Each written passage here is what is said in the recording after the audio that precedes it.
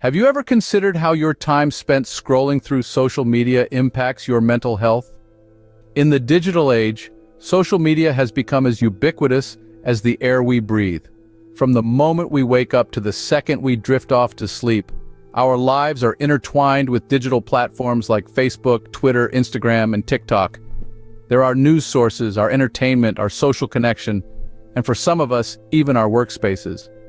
But as we dive deeper into this digital world, we need to ask ourselves, what is the cost of this constant connection? The answer lies not just in our time, but in our mental health. The potential negative effects of excessive social media use are becoming more evident. We're talking about anxiety, depression, and lowered self-esteem. Sound familiar? That's because these are some of the most common mental health issues of our time, and they're being amplified by the constant barrage of information, comparison, and seemingly perfect lives we're exposed to every time we pick up our phones. Imagine this. You're scrolling through your feed, you see your friends on exotic vacations, your favorite influencer flaunting the latest fashion trends, or even your cousins showcasing their culinary skills.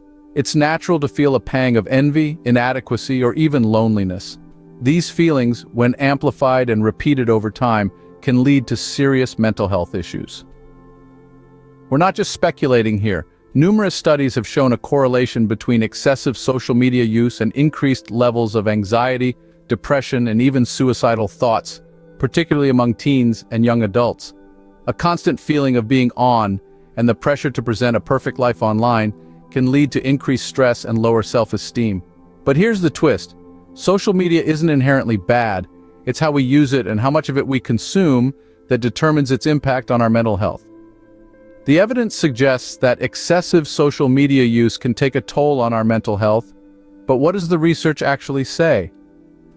Stay tuned as we delve deeper into the findings and offer strategies to maintain a healthy relationship with technology in our digital world. Let's delve into the findings of recent research studies on the impact of social media on mental health. The digital age has brought with it many advantages, but it also comes with its fair share of challenges. The relationship between social media and mental health is one such challenge that has been the focus of numerous research studies in recent years. One such study, conducted by the University of Pennsylvania, found that individuals who limit their social media use to approximately 30 minutes per day felt significantly better after a 3-week period, reporting reduced levels of anxiety and depression. On the other side of the pond, a UK study mirrored these findings, showing a correlation between heavy social media use and feelings of loneliness and poor body image. This research found that individuals who spent more than 2 hours per day on social platforms were more likely to report poor mental health, including high levels of psychological distress. And it's not just adults who are affected. A study by the National Institutes of Health in the United States found that teenagers who spend over 5 hours per day on their phones are twice as likely to exhibit depressive symptoms. This is a significant concern, given that many teenagers spend much more than 5 hours a day on their devices. Moreover, a research study published in the Journal of Abnormal Psychology found a sharp increase in major depression episodes in young adults over the last decade. The researchers noted that this increase correlates with the widespread use of social media during the same period. These studies, and many others like them, show that there is a strong correlation between heavy social media use and increased rates of anxiety, depression, loneliness, and poor body image. So it's clear that there is a strong link between excessive social media use and deteriorating mental health. But what can we do about it? Now that we understand the potential harm of too much screen time, let's explore some strategies for reducing our exposure. First up, we have setting time limits. This strategy is as straightforward as it sounds. Decide on a maximum amount of time you'll allow yourself to spend on social media each day. This could be an hour, 30 minutes, or even just 15 minutes. The key is to stick to it. When you reach your limit, log off. This strategy is effective because it gives you a concrete goal to aim for and helps prevent mindless scrolling. Next, we have taking regular breaks. This strategy requires you to take a pause from your screen every so often. This could be every hour, every 2 hours, or whatever interval works best for you. During this break, get up, move around, and give your eyes a rest. This strategy is beneficial because it helps to break up your screen time into manageable chunks, and it also gives your mind a chance to reset. Now let's talk about using apps that track or limit social media use. There are many apps available that can monitor how much time you spend on social media and even block access to these platforms once you've reached your limit. Some apps can also provide you with daily or weekly reports on your social media use, helping you to identify patterns and make changes where necessary. This strategy is useful because it takes some of the responsibility off of you and puts it onto a tool designed specifically for this purpose. So, what are the benefits of these strategies? Well, reducing screen time can have numerous positive impacts on your mental health. For starters, it can help to reduce feelings of anxiety and depression that can be exacerbated by excessive social media use. It can also help to improve your focus and productivity, as less time spent on social media means more time spent on other, more fulfilling activities. Reducing screen time can also help to improve your sleep. The light emitted by screens can interfere with your body's production of melatonin, a hormone that helps regulate sleep.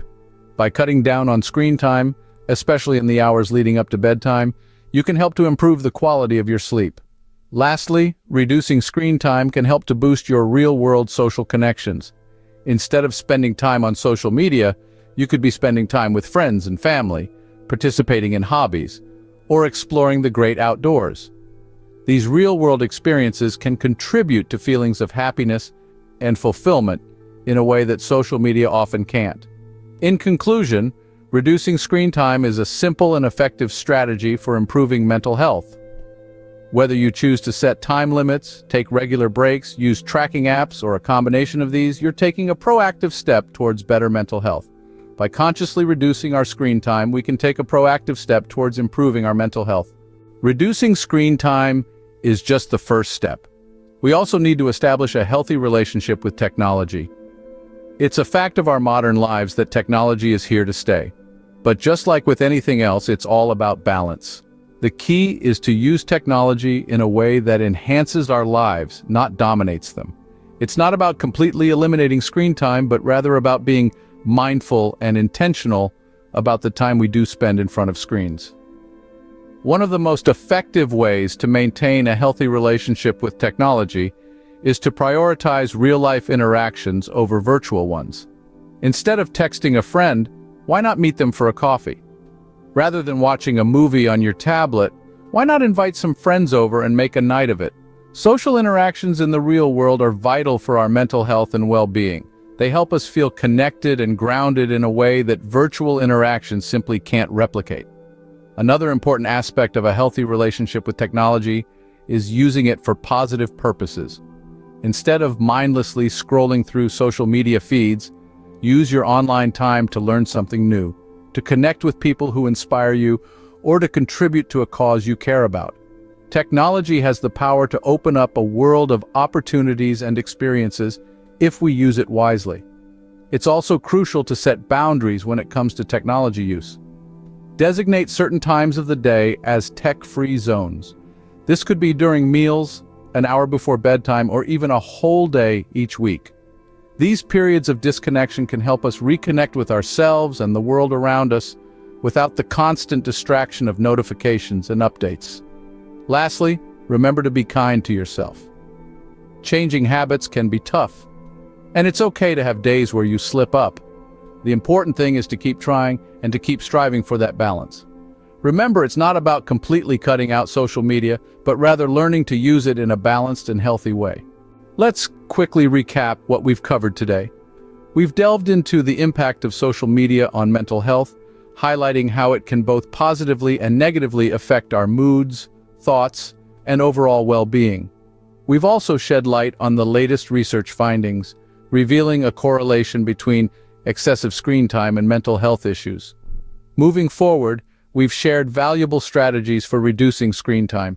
Remember, it's not about completely eliminating social media, but about creating boundaries that allow us to manage our time effectively. We've also explored ways to maintain a healthy relationship with technology, emphasizing the importance of digital detoxes and mindful usage. Our mental health is invaluable, and understanding the impact of social media on it is the first step towards a healthier, more balanced life. Thank you for joining us today. And remember, it's all about balance.